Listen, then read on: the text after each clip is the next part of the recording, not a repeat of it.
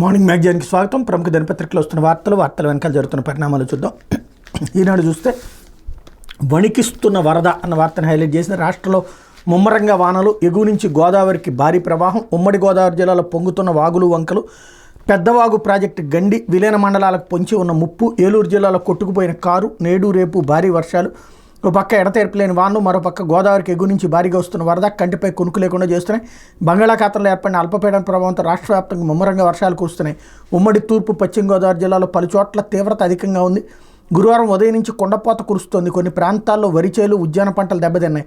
Agency ప్రాంత మండలాల్లో వరద ఉధృతి పెరగడంతో రోడ్లు, కల్వర్ట్లు కొట్టుకుపోయాయి. పలు గ్రామాలకు రాకపోకలు స్తంభించాయి. ఏలూరు జిల్లా వేలేరుపాడు మండలంలో ఒక కారు కొట్టుకుపోయింది. అందులో ప్రయాణిస్తున్న 5గురిని స్థానికులు కాపాడారు. ఆంధ్ర, తెలంగాణ ఉమ్మడి ప్రాజెక్టు పెద్దవాకు 250 మీటర్ల మేర గండిపడింది. ఈ ప్రభావం ఏలూరు జిల్లా కుక్కనూరు, వేలేరుపాడు మండలాల మీద పడింది. ఇప్పటికే వేలేరుపాడు మండలంలోని కమ్మరిగూడెం, అల్లూరు నగర్, రాళ్లపూడి తదితర గ్రామాల్లో కొన్ని ఇళ్లు వరదలు కొట్టుకుపోయాయి. గండి కారణంగా వరద ఉధృతి మరింత పెరిగి కొన్ని గ్రామాలు నామరూపాలు లేకుండా పోతాయన్న ఆందోళన నెలకొందన్నట్టు వార్తని హైలైట్ చేశారు. ఇప్పుడు తెలుగుదేశం పార్టీ వైకాపాల ఘర్షణ, పొంగనూరులో తీవ్ర ఉద్రిక్తత. మాజీ ఎంపీ రెడ్డప్ప నివాసానికి ఎంపీ మిథున్ రెడ్డి రాక రైతులతో కలిసి అక్కడికి వచ్చిన తెలుగుదేశం పార్టీ నేతలు నేతిగొట్లపల్లె నిర్వాసితులకు న్యాయం చేయాలని డిమాండ్. రాళ్లు రువ్వుకున్న అధికార ప్రతిపక్ష శ్రేణులు, 7గురు తెలుగుదేశం పార్టీ కార్యకర్తలు, కానిస్టేబుల్కి గాయాలు, గాల్లోకి రబ్బర్ బుల్లెట్లు పేల్చిన ఎంపీ గన్మెన్ అన్నటువంటి వార్తని హైలైట్ చేశారు. ఒక వార్తలు ఏ స్థాయిలో మనం వక్రీకరించుకుంటామనడానికి సాక్ష్యం ఇదనమాట. అంటే జర్నలిజం ఎప్పుడో చచ్చిపోయింది. చచ్చిపోయిన జర్నలిజానికి సంబంధించిన శవాన్ని కూడా పీక్కు తినేటటువంటి తరహా వార్తలు రాసుకొస్తున్నాం అనమాట. ఏంటంటే వైఎస్ఆర్ కాంగ్రెస్ పార్టీకి సంబంధించినటువంటి మాజీ ఎంపీ ఇంటి మీద దాడి జరిగింది. దాని దగ్గరికి ప్రస్తుత ఎంపీ వెళ్తే అది ఘర్షణ అవుతుందట, వాళ్ళ మీద దాడి చేస్తే. ఇది విచిత్రం. దీనికి ఒక కారణం ఏంటంటే ఏదో ఒక ప్రాజెక్టుకి సంబంధించి నేతిగొట్లపల్లె నిర్వాసితులకు న్యాయం చేయాలండి. నేతిగొట్లపల్లె అనేటటువంటి ఒక ప్రాజెక్టు కడుతున్నారు, సాగునీటి ప్రాజెక్టు. దాని నిర్వాసితులకు న్యాయం ఎవరు చేస్తాడు? పాత ఎంపీ చేస్తాడా, కొత్త ఎంపీ చేస్తాడా? లేదంటే కనుక ఇప్పుడున్న ప్రభుత్వం చేస్తుందా? న్యాయం చేయాలని వాళ్ళ ఇంటి మీద అంటే వెళ్ళి దాడి చేశారు, కొట్టారు. మిథున్ రెడ్డిని కానీ పెద్దిరెడ్డిని కానీ నియోజకవర్గానికి రానివ్వకూడదు అన్నటువంటిది ఇక్కడ ప్రధానమైనటువంటి అంశం. ఆ నేపథ్యంలో ఇక్కడ ఈ కథ అంతా నడుస్తోంది. దాన్ని డైవర్ట్ చేయడానికి కళ్ళెదురుగుండా జరుగుతున్న సంఘటనల్ని వక్రీకరించి రాయటం. వైసీపీ ఎంపీ, మాజీ ఎంపీ ఇంటి మీద దాడి జరిగింది. ఆ దాడికి సంబంధించి బాధితుడైనటువంటి ఎంపీ ఇంటి దగ్గరికి ప్రస్తుత ఎంపీ అక్కడికి వచ్చారు. ఆ టైంలో దాడి జరిగితే అది ఘర్షణ అట. అది దాడి కాస్త ఘర్షణ అయింది. ఇందులో 7గురు తెలుగుదేశం వాళ్ళకి గాయమైంది అని రాసుకొచ్చారు.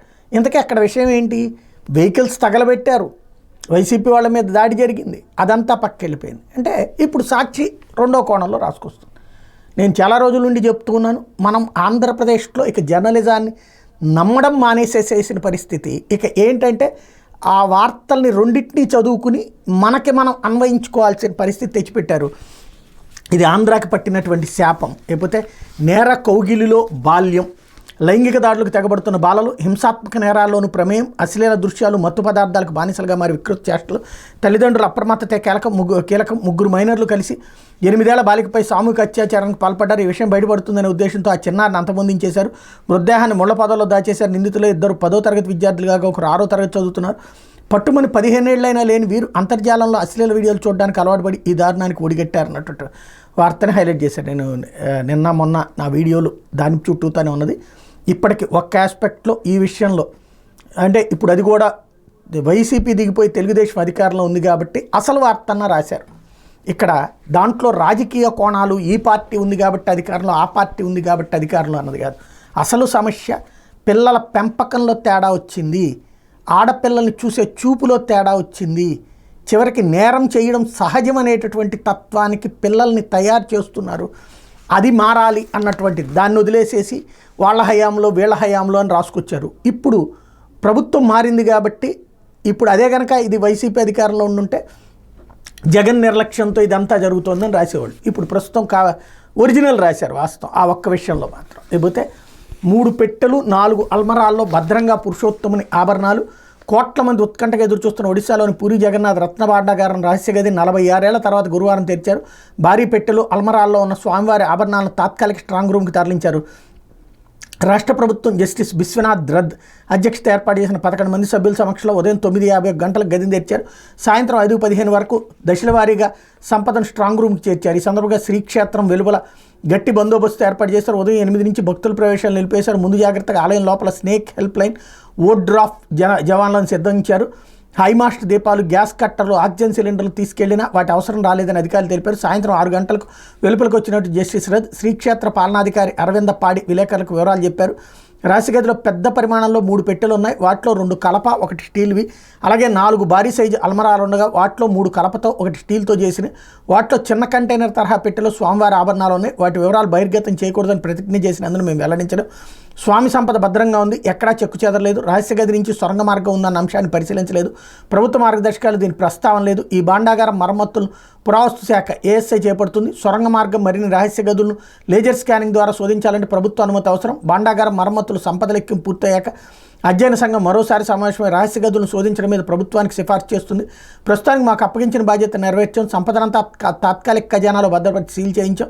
ఇదంతా వీడియోగ్రఫీ చేయించాం. లోపల పాములు, విషకీటకాలు ఏమీ లేవని జస్టిస్ రథ్ వివరించారు. సొరంగ మార్గం, రహస్య గదుల మీద భిన్న వాదనలు. శ్రీక్షేత్ర రత్న భాండాగారం, రహస్య గదులు, సొరంగ మార్గంపై ఆలయ అర్చకులు, పాలకుల నుంచి వివిధ వాదనలు వినిపిస్తున్నాయి. భాండాగారం నుంచి పురాతన రాజప్రాసాదం వరకు సొరంగ మార్గం ఉందని, దీనికి అనుసంధానంగా 5 రహస్య గదులు ఉన్నాయని జగన్నాథుడు నిత్యం సేవలు అందించే జగన్నాథ స్వైన్ మహాపాత్ర గురువారం మీడియాకు తెలిపారు. సొరంగ మార్గంలో రహస్య గదుల్లో స్వామివారి సంపద ఉన్నట్టు మా తండ్రి నాకు చెప్పారని ఆయన వెల్లడించారు. ప్రముఖ చరిత్రకారుడు దామోదర్ ప్రధాని స్పందిస్తూ 1971లో ప్రస్తుత పూరిరాజు గజపతి దివ్యసింగ్ దేవుకు పట్టాభిషేకం జరిగాక బోడోదండోలో నూతన రాజప్రసాదం నిర్మించారు. అంతకుముందు బలిసాహిలో పురాతన రాజమహల్ ఉండేది. శ్రీక్షేత్రం రహస్య గది నుంచి మహల్కు సొరంగ మార్గం ఉన్నట్టు స్పష్టమైన ఆధారాలు ఉన్నాయి. రహస్య గదుల సంగతిని కాలక్రమంలో అంతా మర్చిపోయారు. పరిశోధిస్తే వాస్తవాలు వెలుగులోకి వస్తాయని అభిప్రాయపడ్డారు. దీనిపై దివ్యసింగ్ దేవ్ స్పందిస్తూ సొరంగ మార్గం ఉనికి ఏఎస్ఐ నిర్వహించే లేజర్ స్కానింగ్లో తేలుతుందని చెప్పారు. గురువారం రహస్య గది తలుపులు తెరిచాక ఆయన లోపలికి వెళ్లారు. సోమవారి ఖజానా గది, తాత్కాలిక స్ట్రాంగ్ రూమ్ను పరిశీలించి వచ్చాక విలేకరులతో మాట్లాడారు. సొరంగ మార్గంతో పాటు లోపల మరికొన్ని రహస్య గదిలో ఉన్న సంగతి నేను కూడా విన్నాను.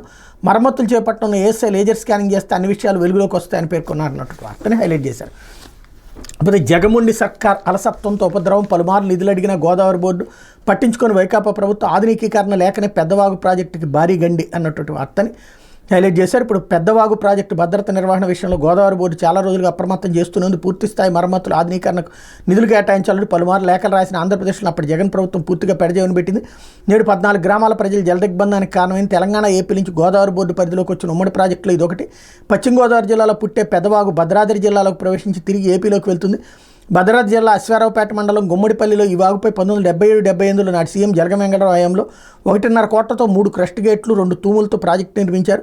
నీటిలో సామర్థ్యం 0.5 టీఎంసీలు. తెలంగాణలోని భద్రాద్రి జిల్లా పరిధిలో 2700 ఎకరాలు ఆయకట్టుకు, ఏపీలోని వేలేరుపాడు మండలానికి కుడి కాలువ, కుక్కనూరు మండలానికి ఎడమ కాలువ కింద నీళ్లు పారుతాయి. 2 కాలువల కింద 13,300 ఎకరాల ఆయకట్టు ఉంది. ప్రాజెక్టు 3 గేట్లు ఒకటి పనిచేయకపోవడంతో 1989లో కట్టకు భారీ గండిపడింది.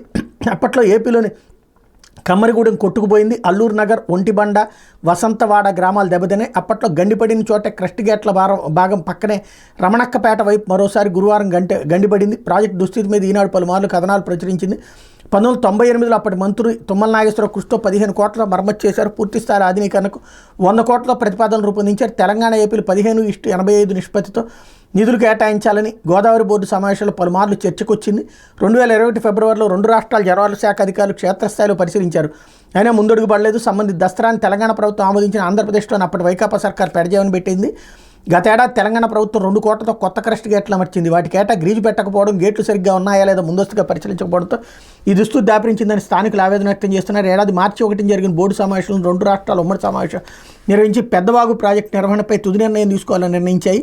అంతలోని వరదలకు ఆనకట్ట గండిపడింది అన్నటువంటి వార్తని హైలైట్ చేశారు. ఇకపోతే తల్లిదండ్రుల ప్రేమ పొందడం మైనర్ల హక్కు అంటూ భార్యాభర్తల మధ్య వివాదాలు పిల్లల సంరక్షణకు అవరోధంగా మారడానికి వీల్లేదు. మామ వద్ద ఉన్న కుమారుని కలుసుకునేందుకు తండ్రికి హైకోర్టు వెసులుబాటు. తల్లిదండ్రులు ప్రేమానురాగాలు, ఆప్యాయత, రక్షణ పొందడం మైనర్ల కనీస మానవ హక్కుని హైకోర్టు స్పష్టం చేసింది. భార్యాభర్తల మధ్య వివాదాలు పిల్లల సంరక్షణకు అవరోధంగా మారడానికి వీల్లేదని తేల్చి చెప్పింది. భార్య తండ్రి వద్ద ఉంటున్న 7 ఏళ్ల తన కుమారుని కలుసుకునేందుకు తండ్రికి వెసులుబాటు ఇచ్చింది. హైకోర్టు న్యాయమూర్తులు జస్టిస్ రవినాథ్ తిలహరి, జస్టిస్ విజయల్తో కూడిన ధర్మాసనం ఇటీవల ఈ మేరకు ఉత్తర్వులు ఇచ్చింది అన్నట్టు వార్తని హైలైట్ చేశారు. ఇప్పుడు చంద్రబాబుపై అనుచిత వ్యాఖ్యలు చేసిన కేసులో పూర్తి వివరాలు సమర్పించిన కుప్పం పోలీసులకు హైకోర్టు ఆదేశం. వైకాపా నేత నాగార్జున యాదవ్పై నమోదు చేసిన కేసులో పూర్తి వివరాలు సమర్పించాలని కుప్పం పోలీసులను హైకోర్టు ఆదేశించింది. విచారణ ఈ నెల 25కి వాయిదా వేసింది. హైకోర్టు న్యాయమూర్తి జస్టిస్ వెంకట జ్యోతిర్మయి గురువారం ఈ మేరకు ఉత్తర్వులు ఇచ్చారు. ఓ టీవీ చర్చా కార్యక్రమంలో ముఖ్యమంత్రి చంద్రబాబు గురించి అనుచిత వ్యాఖ్యలు చేశారని తెలుగు యువత రాష్ట్ర అధికార ప్రతినిధి కె వరుణ్ కుమార్ ఇచ్చిన ఫిర్యాదు ఆధారంగా నాగార్జున యాదవ్పై కుప్పం పోలీసులు కేసు నమోదు చేశారు. దీన్ని కొట్టేయాలని నిందితుడు హైకోర్టులో వ్యాజ్యం వేశారు. పిటిషనర్ తరపు న్యాయవాది దుష్యంత్ రెడ్డి వాదన వినిపించారు. పోలీసులు నమోదు చేసిన సెక్షన్లన్నీ 7 ఏళ్లలోపు జైలు శిక్షకు వీలు ఉన్నవేనన్నారు. 41 నోటీస్ ఇచ్చి ఎవరిని తీసుకోవాలి తప్ప అరెస్ట్ చేయడానికి వీల్లేదన్నారు. పోలీసుల తరపు న్యాయవాది సాయి సూర్యతేజ్ వాదన వినిపిస్తూ పూర్తి వివరాలు సమర్పించడానికి నెల 25 వరకు సమయం కావాలన్నారు. అప్పటి వరకు తొందరపాటు చర్యలు ఉండవన్నారు అన్నటువంటి వార్తని హైలైట్ చేశారు. లేకపోతే సాక్షి ఎంపీ మిథున్ రెడ్డిపై దాడి, పొంగనూరులో రోజంతా టీడీపీ గుండాల విధ్వంసకాండ, మారణాయుధాలు రాళ్లతో పచ్చమోకల స్వైర వ్యవహారం, నిలువరించేందుకు యత్నించిన మాజీ ఎంపీ రెడ్డప్ప, వైఎస్ఆర్సీపీ శ్రేణులపై రాళ్ల వర్షం, రెడ్డప్ప నివాసాన్ని చుట్టుముట్టి దుర్భాషలతో వీరంగం, వాహనాల ధ్వంసం, మాజీ ఎంపీ కారుకు నిప్పు, కళ్ళెదిటే ఓ ఎంపీపై దాడికి తెగబడ్డ పోలీసుల ప్రేక్షక పాత్ర, పరిస్థితి చేయిదాడడంతో గాల్లోకి కాల్పులు జరిపిన మిథున్ రెడ్డి గన్మెన్, సొంత నియోజకవర్గంలో ఎంపీ ఎమ్మెల్యేలు పర్యటించకుండా అడ్డుకుంటున్న కూటమి ప్రభుత్వం అన్నటువంటి వార్తని హైలైట్ చేశారు. ఇందులో మరొకటి, ఏపీలో ఆటవిక పాలన, ప్రధాని మోడీకి వైఎస్ఆర్సీపీ అధ్యక్షుడు వైఎస్ జగన్ లేక హత్యలు, దాడులు, అకృత్యాలను ప్రోత్సహించడమే లక్ష్యంగా పాలన, 31 మంది హత్య, 300 మందిపై హత్యాయత్నాలు, టీడీపీ నేతల వేధింపులు తాళలేక 35 మంది ఆత్మహత్య, 560 చోట్ల ప్రైవేటు ఆస్తులు, 490 చోట్ల ప్రభుత్వ ఆస్తులు ధ్వంసం, అరాచకాలు భరించలేక ఊళ్ళు విడిచి వెళ్లిన 2700 కుటుంబాలు.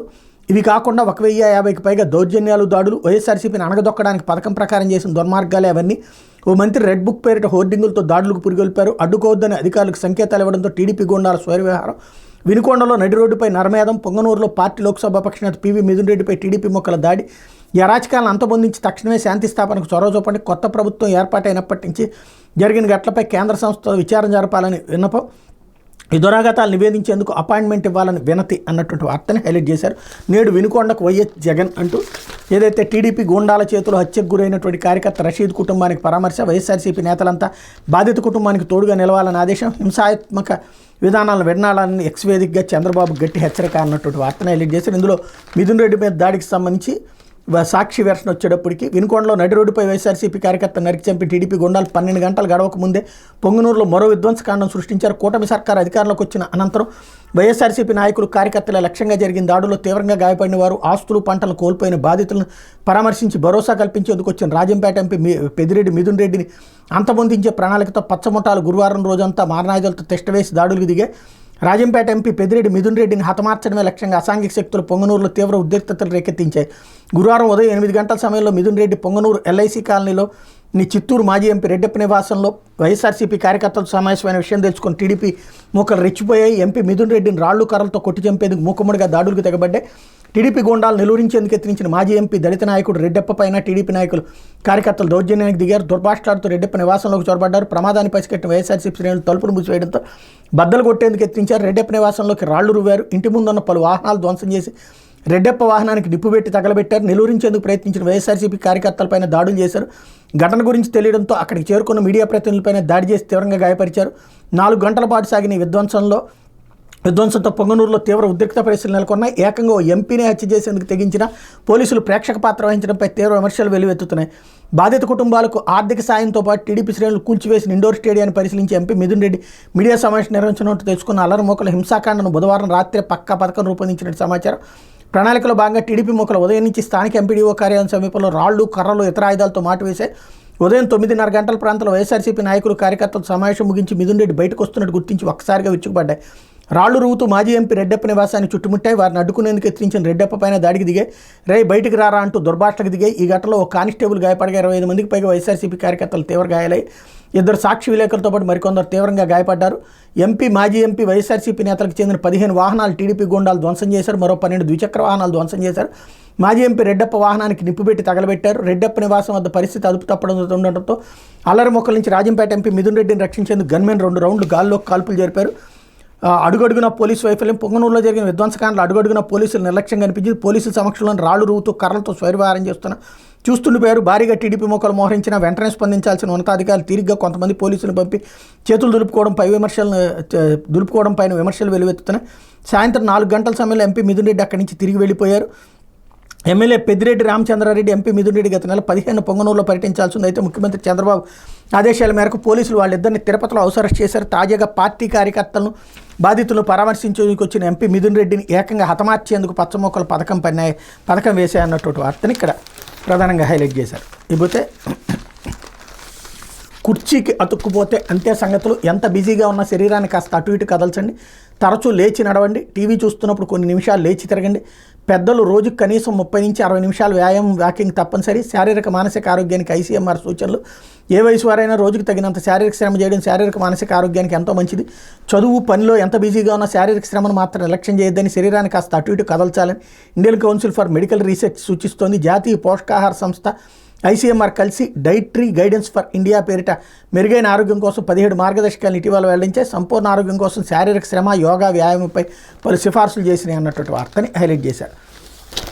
లేకపోతే ఆంధ్రజ్యోతి, గంజాయి మత్తు వదిలేదెలా, జగన్ పాలనలో గంజాయి వనంగా ఏపీ. సాధారణంగా ఐటీ పరిశ్రమలు, విద్య, వ్యవసాయం వంటి రంగాల అభివృద్ధి సాధించేందుకు రాష్ట్రాలు పోటీ పడతాయి. జగన్ 5 ఏళ్ల పాలనలో ఈ రంగాల్లో ఏపీ అట్టడుగును ఎక్కడో ఉంది. కానీ గంజాయి రవాణాలో మాత్రం మొదటి స్థానం సాధించి గంజాయి సాగు సరఫరా కేంద్రంగా విశాఖమన్యం మారిందని సాక్షాత్తు ఎన్సీబీ నివేదికలో పేర్కొంది. వాడవాడల చిల్లర కొట్లు, కాలేజీల్లో కూడా గంజాయి దొరుకుతుంది. రాష్ట్రంలో మాదక ద్రవ్యాలకు అలవాటు పడ్డ బాధితుల సంఖ్య గత ఏడాది చివరి నాటికి సుమారు 23 లక్షలు. గత జగన్ ప్రభుత్వ నిర్లక్ష్యం కారణంగా మైనర్లు, విద్యార్థులు, యువత మత్తుకు బానిసలుగా మారారు. ఈ మహమ్మారి నిర్మూలించడం చంద్రబాబు సర్కార్ ముందున్న అతిపెద్ద సవాల్ అన్నటువంటి వార్తను రాసుకొచ్చారు. ఇప్పుడు ఇదే నేరాలు జరిగేటటువంటి వాటిని నేరపు కోణం కాకుండా రాజకీయపు దిక్కుమాలిన కోణంలో చూస్తా వార్తలు రాసే దౌర్భాగ్యం ఆంధ్రప్రదేశ్ జర్నలిజానికి పట్టినంత వరకు ఇది ఎప్పటికీ పరిష్కారం కాదు. ఇప్పుడు ఎట్లయితే అత్యాచారాలు జరుగుతున్నాయో ఆ పిల్లలకి మనస్తత్వం అది జగన్ అనాలా, ఇప్పుడు చేసినందుకు చంద్రబాబుని అనాలా? అక్కడ గ్రౌండ్ లెవెల్లో మనం మోటివేట్ చేయాల్సింది తల్లిదండ్రులు. ఇప్పుడు ఇక్కడ అంతే. ఎక్కడైతే పండుతున్నదో ఇప్పటికే అందరికీ తెలుసు. ఇవాళకి కూడా దొరుకుతుంది. నిన్న తిరుపతిలో జరిగినటువంటి హత్యా ప్రయత్నం ఉంది. ఎవరి వల్ల జరిగింది? అది గంజాయి మత్తులో. ఎక్కడి నుంచి వచ్చింది మరి ఇప్పుడు గంజాయి? జగన్ దిగిపోయాడు కదా, మరి ఎక్కడి నుంచి వస్తుంది? గంజాయి సరఫరా చేసేటటువంటి మార్గాలని మనం ఎతుకుతా ఉన్నాం. దొంగోడికి 64 మార్గాలు ఉంటాయి, పోలీస్కి ఒకటే మార్గం ఉంటుంది. అదే సందర్భంలో పంట పండించే ప్లేస్ మనకు తెలుసు, అక్కడేం చేయలేకపోతున్నాం. చక్కగా ఉంటుంది అక్కడ పంట. ఏజెన్సీ ప్రాంతం అంతా అదే నడుస్తుంది. దాని మీద ఉపాధి పేరుతో అదే ఉపాధిగా మలుచుకున్నటువంటి వాళ్ళు వందలు వేల సంఖ్యలో తయారైపోయారు. వాళ్ళ వల్లనే ఇప్పుడు రాష్ట్రం కాదు పక్క రాష్ట్రాలకు కూడా వెళ్తుంది. వాస్తవం ఇది. వాస్తవమైనటువంటి రూట్లో మీడియా చర్చించకుండా దీంట్లో రాజకీయ కోణంలో చర్చించినంతవరకు సమస్య. గంజాయిని రవాణా చేసిన, గంజాయికి సంబంధించి పండించిన కఠినంగా శిక్షించాలి అంటే పోలీసులకి ధైర్యాన్ని ఇవ్వాలి. అదే సందర్భంలో అవసరమైతే కాల్చేవతలు పడేటట్టు ఉండాలి, కాల్చేవతలు పడేసేటట్టు ఉండాలి. అలాంటి పరిస్థితి ఉందా? ఇప్పుడు అక్కడ ఉత్పత్తి చేసేవాడినో తీసుకొచ్చేవాడినో కాల్చేవతలు పడేస్తే దాని మీద మళ్ళీ కులాల అంశాలు వస్తాయి, బడుగు బలహీన వర్గాల అంశాలు వస్తాయి, ఏ లెక్కలోకి వస్తాయి. మీడియా మారినంత వరకు రాష్ట్రాన్ని ఎవ్వడూ మార్చలేడు. వార్తలు ఎప్పటికప్పుడు వక్రీకరించుకుని రాసుకోవడం మాత్రమే, ఇంకా పాత పాయింట్లను పెట్టుకుని రాసుకురావడమే తప్పించి ఇప్పటికీ అసలు విషయానికి రాలేనటువంటి పరిస్థితి. ఇకపోతే ఇక్కడ చావు రాజకీయం. హతుడు రషీద్ అంతకుడు జనాలి గతంలో ఖాన్ ముఠాలో సభ్యులే. ఖాన్ వినుకొండ వైసీపీ అధ్యక్షుడు. 5 ఏళ్లుగా గ్యాంగ్తో దందాలు. గత తొలి ఏకాదశి రోజున గ్యాంగ్లో వార్. రషీద్ జలానీ మధ్య విభేదాలు. జలానీ ఆయన అన్న అరెస్ట్. మళ్ళీ తొలి ఏకాదశి రోజున రషీద్ హత్య. టీడీపీపై నెపం వేసి నేడు వినుకొండలో జగన్ పరామర్శ యాత్ర. ఎందుకు ఈ వార్త పత్రిక రాయాల్సిన పనే ఉంది? అది ఆ తెలుగుదేశం చెప్పాలి ఆ ముక్క. వాళ్ళ తరపున మనమే రాసేసుకుంటున్నామే. ఇక్కడ అసలు విషయం ఏంటి? ఖచ్చితంగా నేరమే అది. ఇద్దరికీ ఎఫిలియేషన్ ఉంది. కానీ చంద్రబాబు నాయుడు ఏమి మర్డర్ చేయమని చెప్పి రషీద్కి చెప్పడు, లేదా జలానీకి చెప్పడు, లేకపోతే ఇక్కడ ఎవరైతే ఇప్పుడు రషీద్ హత్యకు గురయ్యాడు, జలానీ చంపాడు, జలానీని చేయమని చెప్పి చంద్రబాబు చెప్పడు, రషీద్ని చేయమని చెప్పి అంతకుముందు జగను చెప్పడు. దోకలుగా జరిగేటటువంటి ఘర్షణలు. అప్పుడేం రాసాం? ఈ కోణంలో రాసుకొచ్చాం. ఇప్పుడు ఈ కోణంలో రాసుకొస్తాం. వార్తని వార్తగా రాయొచ్చు కదా. వాళ్ళు నేరస్తులు. ప్రతి నేరస్తుడికి ఏదో ఒక పార్టీ షెల్టర్ ఇస్తుంది. దానికి సాక్ష్యం ఇవాళ రాళ్ల దాడులు జరుగుతుంటే ఎవరిస్తున్నారు? పోలీసులు ఏం చేస్తున్నారు? అక్కడ చోద్యం చూస్తున్నారే, చూడమని చెప్తున్నారే. ఇంతకుముందు చంద్రబాబు ఇంటి మీద దాడి చేస్తుంటే పోలీసులు ఏం చేశారు? తెలుగుదేశం కార్యాలయం మీద దాడి చేస్తుంటే పోలీసులు ఏం చేశారు? ఇప్పుడు అదే చేస్తున్నారు కదా. మరి అప్పుడు వాళ్ళందరూ వైసీపీ మనుషులు, ఇప్పుడు వాళ్ళందరూ తెలుగుదేశం మనుషులు అవుతారా? పోలీస్కి ఫ్రీ హ్యాండ్ ఇవ్వకుండా, నిజాయితీగా పనిచేయనీయకుండా రాజకీయ కోణంలో చేస్తున్నంతసేపు ఈ నడుస్తూనే ఉంటాయి. ఇక్కడ దీంట్లో మళ్ళీ వాళ్ళు అతను తెలుగుదేశంలోకి మారాడని తెలుసు. గొడవ జరిగాక వీళ్ళిద్దరూ ఒకళ్ళు తెలుగుదేశంలోకి, వైఎస్ఆర్ కాంగ్రెస్ పార్టీలోకి ఒకళ్ళు. అంత మాత్రాన చంద్రబాబు ప్రోత్సహించడం, జగన్ ప్రోత్సహించడం. కానీ కింద లీడర్లు ప్రోత్సహిస్తారే, రౌడీలను వెనకేసుకొస్తారే. రౌడీల్ని తమ పార్టీలో పెట్టుకుంటారే. అది తప్పు అని చెప్పాల్సింది పోయి ఎంత ఎక్కువ క్రైమ్స్ చేస్తే అంత బెటర్ అని చెప్తున్నామే. ఇప్పుడు ఇంకేముంది అక్కడ?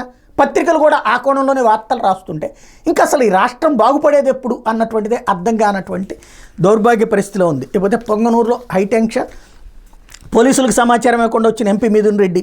ఇదేందో ఎంపీ వాళ్ళ నియోజకవర్గానికి వెళ్ళాలంటే పోలీసులకు సమాచారం ఇచ్చి రావాలా? ఇది మరి కొత్తగా ఇప్పుడు ఆ లెక్కనైతే ప్రతి ఎమ్మెల్యే వెళ్ళేటప్పుడు నేను వస్తున్నాను అని, ప్రతి ఎంపీ కూడా ప్రతి నియోజకవర్గానికి తన ఇంటికి వచ్చేటప్పుడు వస్తున్నానని రాసి ఇవ్వాలి. ఇది ఏమైనా కొత్త చట్టం ఏమైనా తెచ్చారా? కొత్త రాజ్యాంగం ఏమైనా రాశారా? ఆంధ్రప్రదేశ్లో వార్త రాస్తున్నది పత్రికలు. మళ్ళీ ఇది విచిత్రమైనటువంటి కోణం.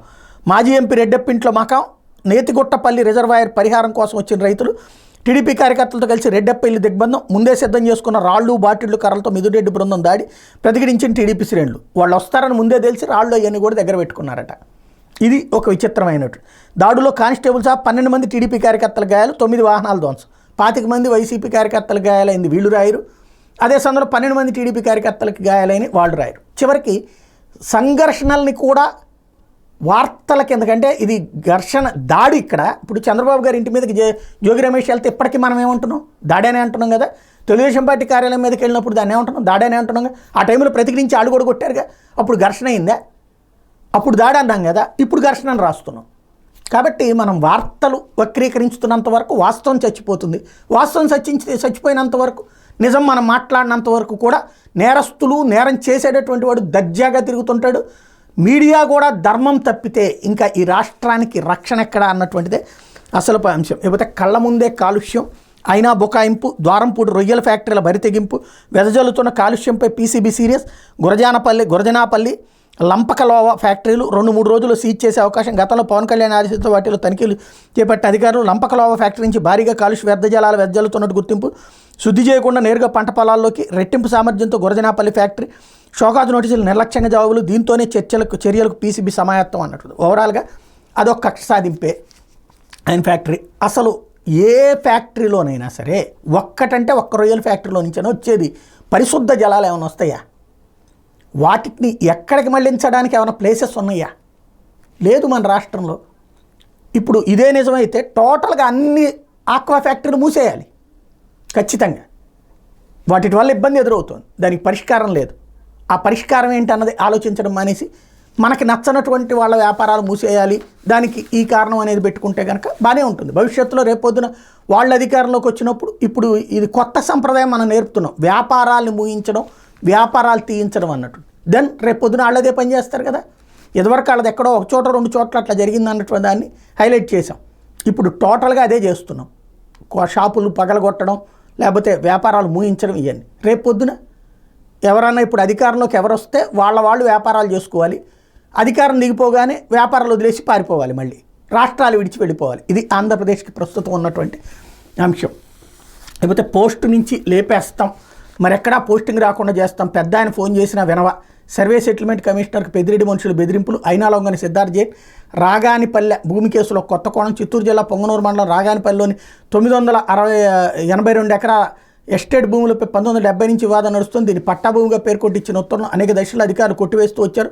చివరికి కొందరు 2006లో హైకోర్టును ఆశ్రయించారు. విచారణ జరిపి చట్ట ప్రకారం చర్యలు తీసుకోవాలని సర్వే సెటిల్మెంట్ కమిషనర్ కోర్టు ఆదేశించింది. అందరికీ నోటీసులు ఇచ్చి వారి వాదన వినాలని, పొంగనూరు తహసీల్దార్ వాదన కూడా వినాలని కోర్టు చెప్పింది. అయితే ఆ తర్వాత 2022 వరకు ఈ భూమిపై ఎట్లాంటి పురోగతి లేదు. దీనిపై చిత్తూరు జిల్లా వైసీపీ నేతలు కన్నేసిన తర్వాత కదలికి వచ్చింది.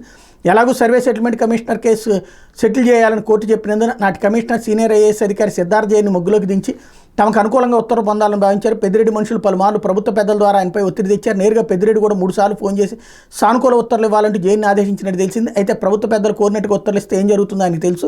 ఆయన గతంలో చిత్తూరు జిల్లా కలెక్టర్గా పనిచేశారు. ఈ భూమి గురించి పూర్తి వివరాలు తెలుసు. గతంలో చిత్తూరు జేసీగా ఉన్న ఐఏఎస్ అధికారి ఏనాం ఎస్టేట్ భూములను అడ్డగోలు ఉత్తర్వులతో పరాధీనం చేస్తే కలెక్టర్ హోదాలో జైన్ సెటిల్మెంట్ కమిషనర్ వద్ద అప్పీల్ చేయించి ఆ ఉత్తర్వు నిలుపుదల చేయించారు. తర్వాత ఆ కేసులపై విచారణ జరగ సంబంధిత అధికారిపై సర్కార్ చర్యలు తీసుకుంది. ఈ అనుభవం ఉన్న జైన్ రాగానపల్లి కేసు వివరాలను అధ్యయనం చేశాక ఎట్లాంటి నిర్ణయం తీసుకోకుండా ఫైల్ని పక్కన పెట్టారు. దీంతో పెద్దిరెడ్డి మనుషులు సార్ చెప్పిన కేసు ఏమైంది, ఏ నిర్ణయం తీసుకున్నారంటూ పలుమార్లు ఫోన్ చేసి వెంటనే సెటిల్ చేయాలని హుకుం జారీ చేశారు. నేరుగా సర్వే సెటిల్మెంట్ కార్యాలయానికి వెళ్ళి బెదిరింపులకు దిగినట్టు తెలిసింది. మేమంటే లెక్కలేదా, సార్ చెప్పినా ఎందుకు సెటిల్ చేయడం లేదు, ఈరోజు క్లియర్ చేయాల్సిందే, మేము చెప్పినట్టుగా అనుకూలమైన ఆర్డర్ ఇవ్వాల్సిందే, లేకుంటే పోస్టులోనే లేకుండా చేస్తాం, మరి ఎక్కడా పోస్ట్ ఇవ్వకుండా చేస్తామని తీవ్రంగా బెదిరించినట్టు తెలిసింది. అయినా ఆయన లొంగకపోవడంతో అప్పటి ముఖ్యమంత్రి కార్యాలయం అధికారిని సైతం రంగంలోకి దించినట్టు సమాచారం.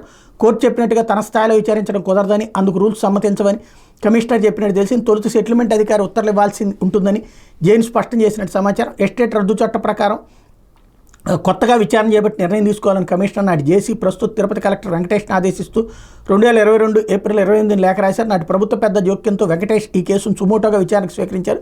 కమిషనర్ లేఖను లెక్క చేయకుండా పెద్దిరెడ్డి మనుషుల ఒత్తిడికి లొంగి రఫ్ పట్టాయే ప్రామాణికమైందని తేల్చారు అన్నటువంటి వార్తని హైలైట్ చేశారు. లేకపోతే పట్టణాల్లో పడకేసిన పారిశుధ్యం అంటూ వర్షాకాలంలో ముంచుకొస్తున్న ప్రమాదం, వేధిస్తున్న కమిషనర్ల కొత్త కొరవడిన పర్యవేక్షణ అన్నటువంటి వార్తని హైలైట్ చేశారు. రాష్ట్రంలో కొత్త ప్రభుత్వానికి పలు సవాళ్లు ఎదురవుతున్న వైసీపీ సర్కార్ దిగిపోతూ ఖాళీ ఖజానా నిచ్చిపోవడంతో కనీస సౌకర్యాలకు కూడా కొత్త సర్కార్ ఇబ్బందులు పడుతుంది. ముఖ్యంగా పట్టణాల్లో ప్రభుత్వం సీజన్ వ్యాధులు కరికట్టేందుకు తంటాలు పడుతున్నారు. ఓవైపు నిధులు లేకపోవడం, మరోపక్క మున్సిపల్ కార్పొరేషన్ల కమిషనర్ల కొత్త విపత్కర పరిస్థితిని అధిగమించేందుకు కొత్త సర్కార్ కుస్తీలు పడుతోంది. మంత్రి నారాయణ పదే సమీక్షలు, వీడియో కాన్ఫరెన్స్ నిర్వహించి ఎన్ని ప్రయత్నాలు చేసినా పట్టణ స్థానిక సంస్థల స్థాయిలో అధికారులు ఆయన వేగాన్ని అందుకోలేకపోతున్నారని చెప్తున్నారు. ఎన్నికలకు ముందు నుంచి రాష్ట్ర వ్యాప్తంగా పట్టణాల్లో పారిశుధ్యం అస్తవ్యస్తంగా మారింది. బ్లీచింగ్ తదితర పారిశుధ్య నివారణకు అవసరమైన నిధులు కూడా లేకపోవడంతో పాటు పలు మున్సిపాలిటీలు, కార్పొరేషన్లో పర్యవేక్షించాల్సిన అధికారులు కూడా కరువయ్యారన్నటువంటి వార్తని హైలైట్ చేశారు. చక్కగా సచివాలయానికి సంబంధించినటువంటి వాళ్ళు పారిశుధ్య సిబ్బంది బోల్డ్ అంతమంది ఉన్నారు. ప్రతి సచివాలయానికి ఉన్నారు. వాళ్ళని వాడాలి కదా. డబ్బులు ఇదివరకు ఎక్కడి నుంచి వచ్చినాయి? మరి ఇదివరకు ఎందుకు రాలేదు? ఇలాంటి పారిశుధ్య పనులు ఎట్లా చేయగలిగారు లాస్ట్ 5 ఏళ్లలో? ఇప్పుడే ఎందుకు సమస్య వస్తుంది? వార్తల్ని మనకి ఆ వ్యవస్థని ఇప్పుడు ఏం చేయాలో అర్థం కాక పక్కన పెట్టుంచారు. అందువల్ల ఎదురవుతున్నటువంటి సమస్య మళ్ళీ ఈ కోణంలో పాత ప్రభుత్వం అన్నటువంటి కోణంలో రాసుకొచ్చేటటువంటి ప్రయత్నం చేసుకొస్తున్నారు. ఇక ఇది తప్పవు కొన్నాళ్ల పాటు. లేకపోతే ఆ ముగ్గురితో ప్రాణహాని అంటూ హోంమంత్రి డీజీపీలకు శాంతి భర్త మదన్మోహన్ ఫిర్యాదు. వైసీపీ రాజ్యసభ సభ్యుడు విజయసాయిరెడ్డి, మాజీ ప్రభుత్వ ప్లేటర్ పోతిరెడ్డి సుభాష్ రెడ్డి, దేవాదాయ శాఖ అసిస్టెంట్ కమిషనర్ కాళింగరి శాంతి నుంచి నాకు ప్రాణహాని ఉంది, రక్షణ కల్పించాలని శాంతి భర్త మదన్మోహన్ విజయవాడలో హోంమంత్రి అంతకు డీజీపీ గురువారం ఫిర్యాదు చేశారు. తాను విదేశాల్లో ఉన్న సమయంలో తన భార్య శాంతి మగబిడ్డకి జన్మించిందని, దానికి కారణం వారిద్దరేనని ఆయన ఆరోపించారు. ఈ నెల 8న తన భార్య శాంతి హైదరాబాద్ సనత్ నగర్లోని కార్యాలయానికి వచ్చి మర్యాదగా విడాకుల పత్రాలపై సంతకం చేయకపోతే నా చేతిలోంచి చచ్చిపోతాను, నేను లేపేస్తాను, నా వెనక ఎవరున్నారో తెలుసుకో అంటూ బెదిరించిందని వివరించారు. ఆ తర్వాత నుంచి తనకు పలు నెంబర్ల నుంచి బెదిరింపు కాల్స్ వస్తున్నాయన్నారు. తనకు రక్షణ కల్పించడంతో పాటు మగబిడ్డకి తండ్రి ఎవరో శాస్త్రీయంగా నిర్ధారించాలని కోరారు. డీజీపీ ద్వారకా తిరుమలరావు కూడా ఆయన లేఖ రాశారన్నటువంటి వార్తని హైలైట్ చేశారు. లేకపోతే కేసు నమోదైంది, సస్పెండ్ చేయండి, నా హత్యకు నేరపూరిత కుట్ర జరిగింది, ఆధారాలు ఇవిగో, విచారణ త్వరగా పూర్తి చేయండి. రఘురామరాజు సిఐడి అధికారులపై కేసు నమోదైనందున వారిని వెంటనే సస్పెండ్ చేయాలని ఉండి ఎమ్మెల్యే రఘురామకృష్ణరాజు విజ్ఞప్తి చేశారు. గురువారం ఆయన గుంటూరులోని ఎస్పీ కార్యాలయానికి వచ్చారు. ఎస్పీ సతీష్ కుమార్ని కలిసిన అనంతరం ఆయన మీడియాతో మాట్లాడి గుంటూరులోని సిఐడి కార్యాలయంలో నన్ను హత్య చేసి గుండెపోటుగా చిత్రీకరించాలని కుట్ర జరిగింది. దానికి సంబంధించి నెల 11 గుంటూరు నగరంపాలెం పోలీస్ స్టేషన్లో హత్యాయత్నం కుట్ర కేసు నమోదయ్యాయి. సిఐడి చీఫ్ అదనపు DG PV Sunil Kumar, intelligence DGP Seetharamanjaneyulu, మాజీ సీఎం జగన్మోహన్ రెడ్డి, సిఐడి అదనపు ఎస్పీ కె విజయపాల్, నాటి జీజీహెచ్ సూపరింటెండెంట్ జి ప్రభావితులను నిందితులుగా పేర్కొన్న విషయం తెలిసిందే. నా వద్ద ఉన్న ఆధారాలను ఎస్పీకి అందజేసి కేసు దర్యాప్తు పురోగతి తెలుసుకునేందుకు వచ్చా. నాటి కుట్రలో అప్పటి గుంటూరు జిల్లా కలెక్టర్ పాత్ర కూడా ఉంది. ఆనాటి జీజీహెచ్ కార్డియాలజీ విభాగాధిపతి డాక్టర్ శ్రీకాంత్ని అందుబాటులో ఉండాలంటే కలెక్టర్ ఎందుకు లేఖ రాశారో తేలాలి. నన్ను హత్య చేసేందుకు నేరపూర్త కుట్ర జరిగిందనడానికి ఆధారాలను ఎస్పీకి అందించా. ఈ కేసులో త్వరితగతిన విచారణ పూర్తి చేసి నిందితులను శిక్షించాలని కోరాను. ఈ కేసులో 4 అధికారులు ఉంటే వారిని ఎందుకు సస్పెండ్ చేయలేదో నాకు అర్థం కావడం లేదు అని ఎమ్మెల్యే అన్నారు.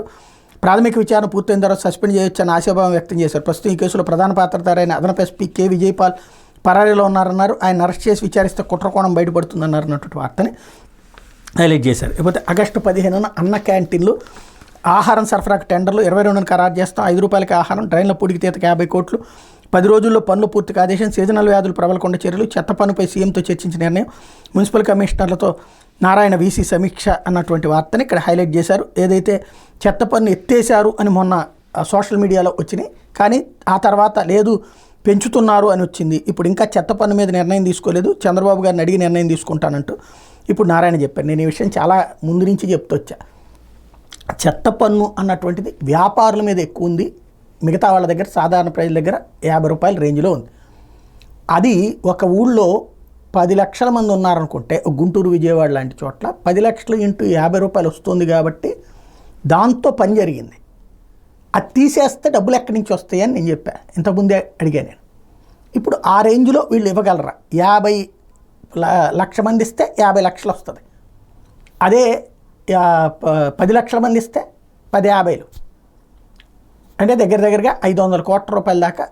ఇది 50 కోట్ల నుంచి కోట్లలోనే వస్తుంది డబ్బులు. అయితే అది కరెక్ట్గా లెక్క చెప్పుకోవడం కష్టమవుతుంది కాబట్టి క్యాలిక్యులేటర్ లెక్కేసుకోవాల్సిన టైం వచ్చేసింది. ఇప్పుడు వయసు తగ్గిపోతుంది కాబట్టి, అయితే వయసు పెరిగిపోతుంది కాబట్టి. ఇక్కడ పాయింట్ ఏంటంటే కోట్లలోని డబ్బులు వస్తుంది. దాంతోనే పారిశుద్ధ్య పనులు పర్ఫెక్ట్గా నడిచినాయి. ఇప్పుడు ఏం చేయాలి అంటే డబ్బులు లేవు అంటే కారణం అదే. అయితే చెత్త పన్ను అందరూ కట్టారా అంటే 20% మించి కట్టలేదు నిజంగా చెప్పాలంటే. ఇప్పుడు అది తీసేయాలి అన్నటువంటి కాన్సెప్ట్ దగ్గర వచ్చింది. ఖచ్చితంగా తీసేసినప్పుడు దానికి ఆల్టర్నేటివ్ ఏంటి అన్నది ఇంకా వీళ్ళ దగ్గర సమాధానం లేదు. ప్రస్తుతం ఆ దిశగా ఆలోచన చేస్తున్నారు. ఇది దినపత్రికలో వచ్చిన వార్తలు వెనక జరుగుతున్న పరిణామాలు.